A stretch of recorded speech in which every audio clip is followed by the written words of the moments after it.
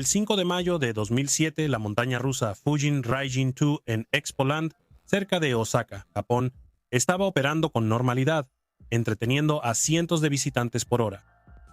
La atracción era una de las favoritas del parque y había estado operando allí por más de una década sin incidentes importantes. Sin embargo, ese día sería la última vez que funcionaría. Antes de que el parque cerrara ese día, una persona habría muerto, varias más resultaron heridas y una docena más quedaron tan impactadas por lo que vieron que tuvieron que ser llevadas al hospital. El 15 de marzo de 1970, la Exposición Mundial de Japón, Osaka 1970, abrió al público en la prefectura de Osaka, Japón. Esta, como otras ferias mundiales, fue diseñada para ser un gran proyecto que mostraría los muchos logros de Japón al mundo y traería el mundo a Japón para que los ciudadanos japoneses lo experimentaran. El tema, que era progreso y armonía para la humanidad, reflejaba el enfoque visionario de la Expo. La Expo fue un gran éxito. Durante 6 meses, más de 64 millones de personas vinieron de todo el mundo para visitarla. Disfrutaron de obras de arte, exhibiciones culturales y muestras de tecnología futurista en un recinto especialmente construido que contaba con decenas de plazas corporativas y nacionales, conectadas por pasillos móviles. Una de esas plazas era una zona de diversiones. Conocida como Expoland, fue diseñada para atender a las muchísimas familias con niños que visitarían la exposición. Contaba con varias montañas rusas, así como una selección de juegos mecánicos, espectáculos, puestos de comida y otros entretenimientos, todo construido con los más altos estándares de la época, específicamente para la Expo. Expoland resultó increíblemente popular y permaneció en su lugar mucho después del final de la exposición de 1970. Con el tiempo, muchas atracciones fueron actualizadas y reemplazadas y se añadieron nuevas atracciones. La montaña rusa Fujin Raijin fue una de esas atracciones. Agregada en 1990 como parte de un festival especial de jardinería, contaba con 2 recorridos separados que corrían en paralelo durante la mayor parte de su trayecto. Los carros de un recorrido estaban equipados con asientos, mientras que el otro se recorría de pie, con los visitantes asegurados a respaldos verticales mediante arneses sobre los hombros.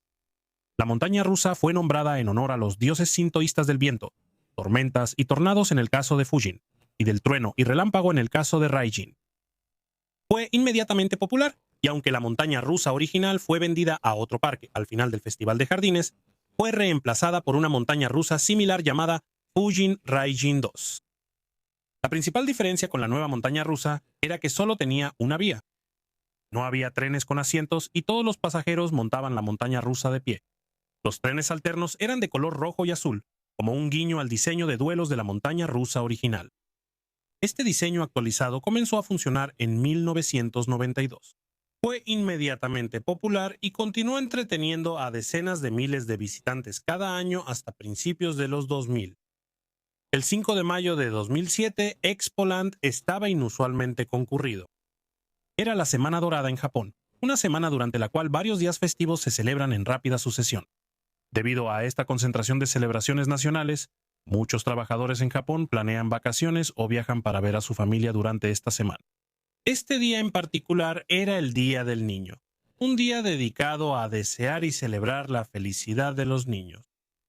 Por esta razón, una visita a Expoland pudo haber parecido una actividad muy adecuada para muchas familias. Fujin Raijin 2 estaba funcionando con normalidad. Alrededor de la 1 de la tarde, un tren azul compuesto por 6 vagones salió de la estación, comenzando su recorrido al ser elevado por la colina de elevación. A una altura de aproximadamente 40 metros o 130 pies, el tren entró en la primera gran caída. Después vino una segunda colina más pequeña, en cuya cima los pasajeros escucharon un fuerte crujido.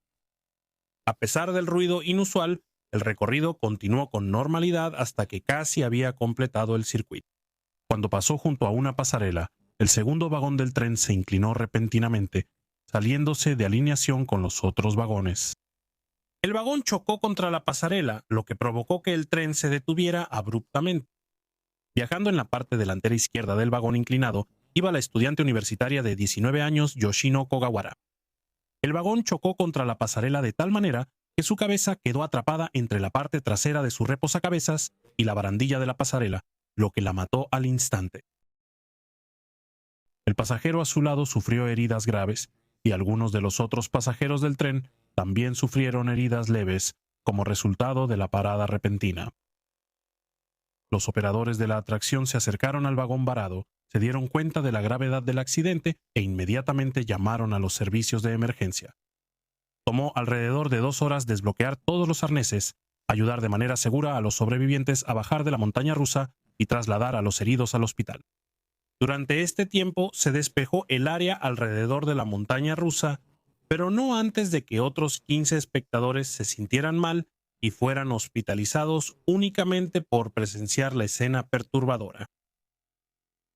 La policía de la prefectura de Osaka inició una investigación criminal muy poco después del accidente.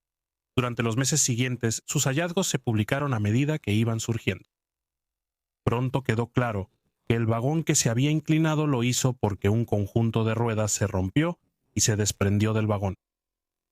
Este fue el fuerte crujido que los pasajeros escucharon en la cima de la segunda colina de la montaña rusa. En ese momento no había nada que impidiera que el vagón se inclinara en cualquier momento, algo que finalmente sucedió cuando el tren pasaba por la pasarela cerca del final del recorrido. Las leyes existentes exigían que atracciones como Fujin Raijin fueran mantenidas e inspeccionadas regularmente y que todos los componentes fueran revisados en busca de grietas usando equipo especializado al menos una vez al año, con los resultados reportados a un organismo regulador del gobierno. Sin embargo, desde la inauguración de la atracción, Expoland no había realizado ni una sola vez estas pruebas, confiando únicamente en inspecciones visuales, lo cual era completamente insuficiente para detectar grietas microscópicas y tensiones en componentes vitales. Cada año, los trabajadores del parque informaban que todos los componentes estaban en buen estado, pero en el caso de los ejes en los conjuntos de ruedas de Fujin Raijin, simplemente no era así. A lo largo de 15 años, los ejes se habían desgastado hasta el punto de que, al estar situados en el conjunto de ruedas, solo 1/3 de la superficie que debía hacer contacto con la carcasa del eje realmente lo hacía. Los trabajadores habían recurrido a usar pegamento para asegurar que los ejes se mantuvieran en su lugar.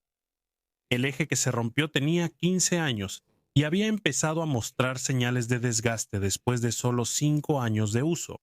Debió haberse reemplazado casi una década antes del accidente. Tras el accidente del Fujin Raijin 2, se llevó a cabo una inspección a nivel nacional de montañas rusas similares. Se encontraron 15 problemas similares en otras montañas rusas en todo Japón, y estos fueron solucionados de inmediato. Sin embargo, la prevalencia del problema dejó claro a los legisladores que era necesaria una regulación más estricta. Anteriormente, el gobierno dependía de que los propietarios de los parques informaran que se habían realizado pruebas y resumieran los resultados. Ahora se ordenó que los resultados reales de las pruebas fueran presentados y archivados. Se estableció una sanción monetaria para cualquier parque que no presentara los resultados de las pruebas correspondientes cada año. 3 miembros de la junta directiva de Expoland recibieron condenas penales por haber supervisado la falta de pruebas adecuadas. Los casos civiles con las familias de los fallecidos y los heridos se resolvieron fuera de los tribunales. Mientras esto sucedía, Expoland permaneció cerrado y Fujin Raijin 2 fue mayormente desmantelado y retirado del parque. Después de que se resolvieron los procedimientos legales que resultaron del accidente, el parque intentó reabrir al público en agosto de 2008. Aunque algunos visitantes regresaron, las cifras fueron drásticamente más bajas que antes. La naturaleza del accidente ahuyentó a muchos visitantes, y la revelación de que el parque había sido tan irresponsable generó dudas continuas sobre su seguridad. En última instancia, Expoland no pudo recuperar la confianza del público en general. Para febrero de 2009, el parque estaba en bancarrota. Cerró permanentemente y nunca volvió a abrir. Ahora hay un centro comercial donde antes estaba el parque.